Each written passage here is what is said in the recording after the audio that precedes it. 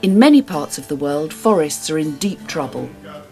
Short-term economic thinking is allowing forests to be overexploited for timber or cut down and replaced with soybeans and oil palm. Deforestation destroys biodiversity and is a major driver of climate change, accounting for roughly a fifth of climate-changing gas emissions. Crucially, deforestation has devastating effects on the livelihoods of forest-dependent people. Yet there is good evidence that forests can be managed sustainably and for good local benefits when decision-making is in the right hands. And there are new opportunities to make this happen. International initiatives on climate change now look set to generate funding and some checks and balances that present forest management with its biggest ever chance to be sustainable. Never has it been more important to ask who gets to decide and to improve the way decisions are made about forests. The Forest Governance Learning Group is a network of teams in 10 countries in Africa and Asia who believe that solutions to forestry problems lie in increasing the power of local people over forest decisions, in securing justice in the way forests are owned and managed. This film looks at the work of 3 of these teams.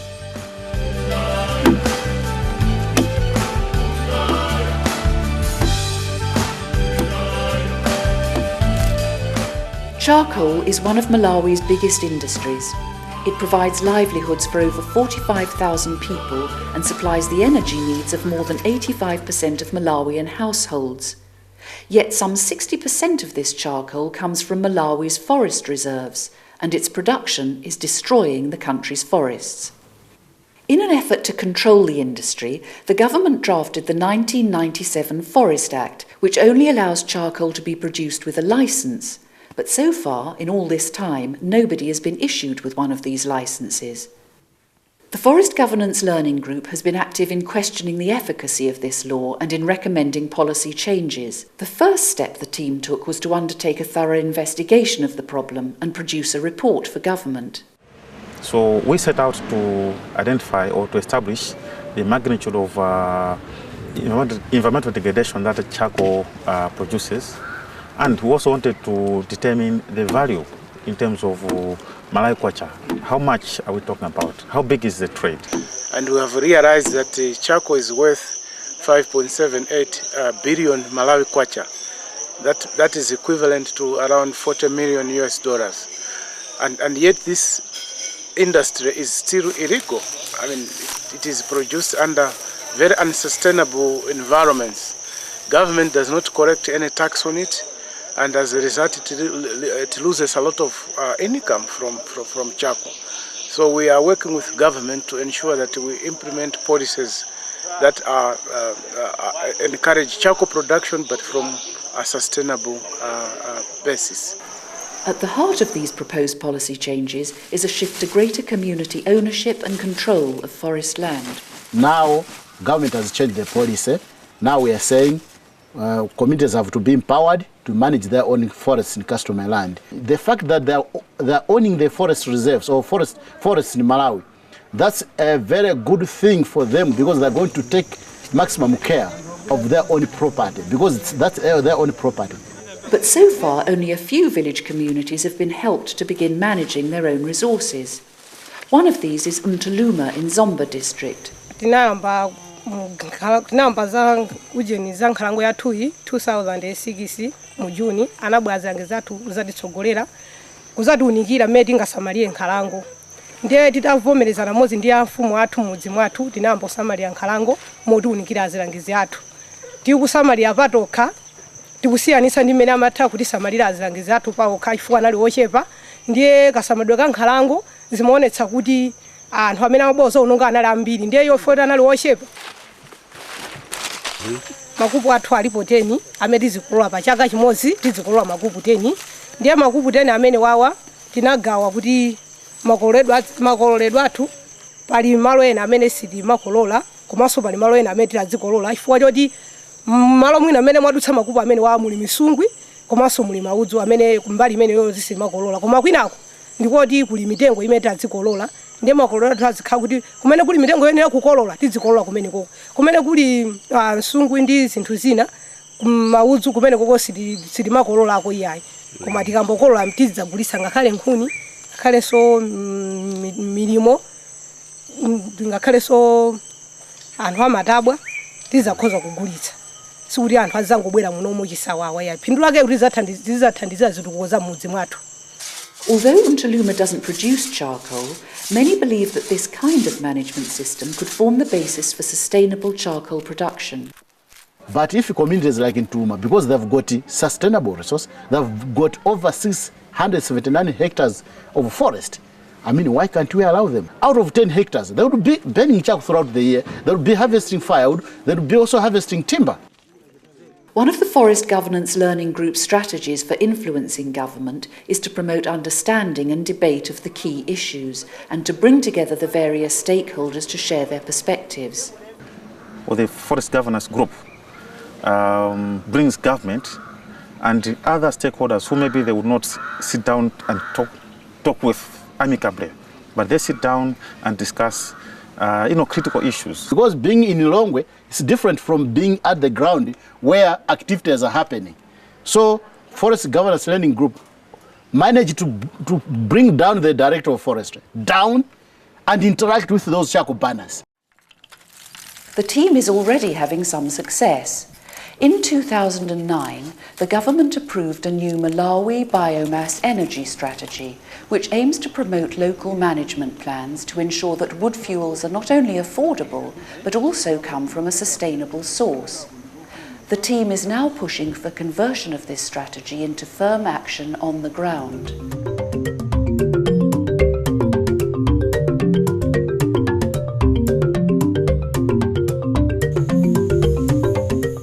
In December 2006, the government of Uganda announced a plan to degazette areas of the Mabera forest and sell it off to a sugarcane company. The Forest Governance Learning Group in Uganda was at the centre of a coalition to provoke dialogue, wield evidence and campaign against this decision. I think government was approached by an investor, and this investor had put a lot of economic figures justifying why sugarcane plantation was better than keeping the forest estate that was not generating revenue at that time. And of course, economic figures can easily convince somebody.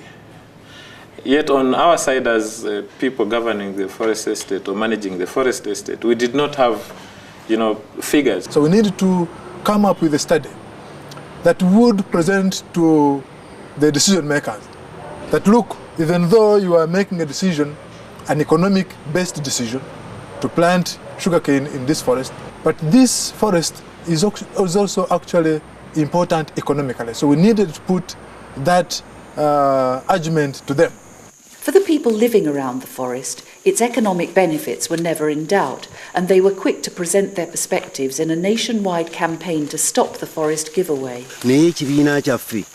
Wekyawulira abantu abeekalakaasa ku mabira ng'ate naffe twasimbawo enga zaffe ze tusuubiramu okugyamu ssente kyabugagga kyaffe naffe twegatta wamu ne bannaffe ne twekalakaasa ku lw'ekibira ng'ate ffe tumanyidde ddala nti tulinamu ekyobugagga kyaffe kye tumaze okusimbamu tumaliddeko ebiseera ate kakati gavumenti ekijjewo ate nga enga zino weziba nga zivuddewo n'abantu bali abayigganya ekibira abalala basobola okukola ki okukiyigganya naffe ne twekalakaasiza wamu ne bannaffe ne tubeera nga tetwakkiriza gavumenti kuwa mmetta kibira. Kale twawulira nti n'ekibira kigenda kugabibwa bakikolemu essamba y'ebikajjo ne tuwulira bubi ng'abakyala ne tugamba bwe kiba kyetaagayira kwekalakaasa naffe tujja kwekalakaasa tetusobola kukkiriza kintu kyaffe kya muwendo bwekityo okumala gagenda. Era n'abatuuze bonna n'abatali mu kibiina bonna batwegattako ne twekalakaasa twasobola n'okuleeta bannamawulire ne bajja baminisita ne basituka ne bajja bye baali bagamba baabiraba nga si bituufu. Minisita yagamba babadde batugamba nti emiti giri ku kkubo naye bw'otunuulira ekibira kino nga bw'okiraba kyonna kikwafu nga bwe kiri. N'olwekyo ebyo byali bya bulimba Metta nga ayagala tutwalako kibira kyaffe ayeyambise n'emiti gino gyonna agisale asimbe ebikajjo naye ng'ate ffe tetulina we tufunira okusinziira ku Metta abantu baffe. The campaign spread to involve a wide range of debates and demonstrations and employed tactics such as text messaging, use of printed materials and several court cases. It encompassed a huge range of groups and individuals, all of whom put immense pressure on the government to change its decision. With the Mabera campaign, we were able to build a coalition of a broad range of organizations that would ordinarily not be interested in environmental issues. Because we grew the coalition from the traditional environmental civil society organization, brought in the labor organizations, brought in the churches, brought in the democracy organizations, and brought in the traditional kingdoms, and brought in politicians.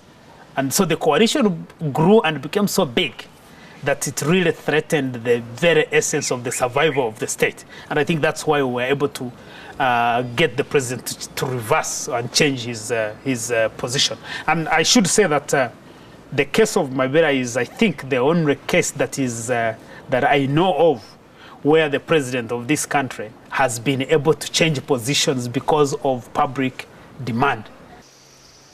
Although the Forest Governance Learning Group played its part in halting the Forest Reserve giveaway and in presenting better alternatives for local agricultural development, the political landscape in Uganda still puts forests under threat from murky decision-making, a situation that the team continues to monitor closely.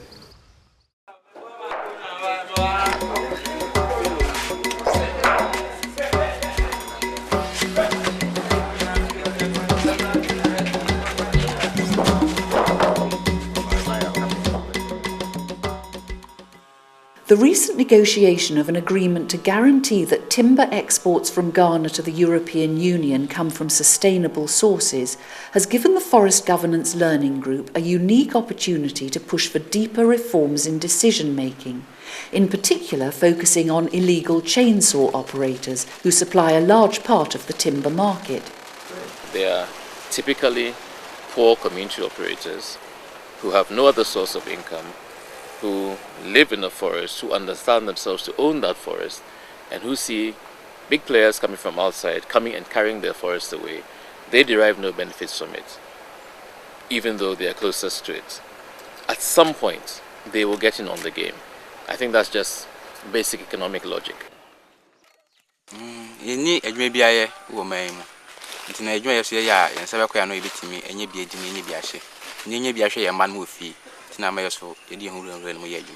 Unim say wajuma we yache. Unim say yache. Nanso wo da so ye. Adentina wo da so ye. Me fie ne ye ni scan tin menya. Scan ko so adwuma bi adwuma so mitimi sua ya. Me dia la ni. Okay. Adwuma ne start yache. Oma tatan fiti en collaboration be see by this time. Oma ya say be jabat. Attempts to enforce the law have failed, either through violent resistance or bribery of local forestry officials. The community members are in line with the chainsaw operators. So anytime the forestry officials wanted to arrest the chainsaw operators, the community members joined the chainsaw operators to fight for the chainsaw operator, just because they benefit directly from the chainsaw operators. Forest-based communities see greater benefits in working with chainsaw operators than in obeying a law which they regard as unjust. For example, a farmer may have control over his own land, but the right to sell a naturally occurring tree on that land belongs to the state. This right to economic gain is often given by the state to a timber company with no benefits for the farmer. A timber operator, otimika se concession efriha ekokaha ni nyina ya media. Ade bechi a okuani ni befa dade se okwafuo no obekọ no na nipa foforo di nanim kan akobudua akose nimfo nyina. But if the farmer collaborates with the chainsaw operators, the situation works more to his advantage. Na mena kukufu no eye media. Na medi duano ama operator fo se wompai. Yenti a medi duana ama operator fo se wompai se. Se operator ne pa ya mpempi no me okuani no minya mfa so bebre. Mitimi ne ye nhihye na opaya minya chefa wom nti mwambu bi ne mprekubu bi anase mitimi di bi koya de bi wo fie betimi aboa me a anka mesi sika de akoto ba bi ne se sika no mitimi ya ade foforo efe anu achi no so that no so etimi boa me etimi siesi asase ma me no ba na me kuku no enya hoode me so. If the tree was covering your food crop and you decided to put fire to it or to fell it to make your farm, then you haven't committed any crime. But immediately as a farmer, you decided to get benefit out of this, then you are a criminal. So the criminalization of the economic value, economic return to the farmers, makes them unwilling to be engaged in anything that has to do with the government. But on the other hand, if he entered into a negotiation with a chainsaw operator, the opportunity cost is zero for the farmer. So if he can get 2 pieces of lumber out of a whole big tree, he would rather have that than not have anything at all.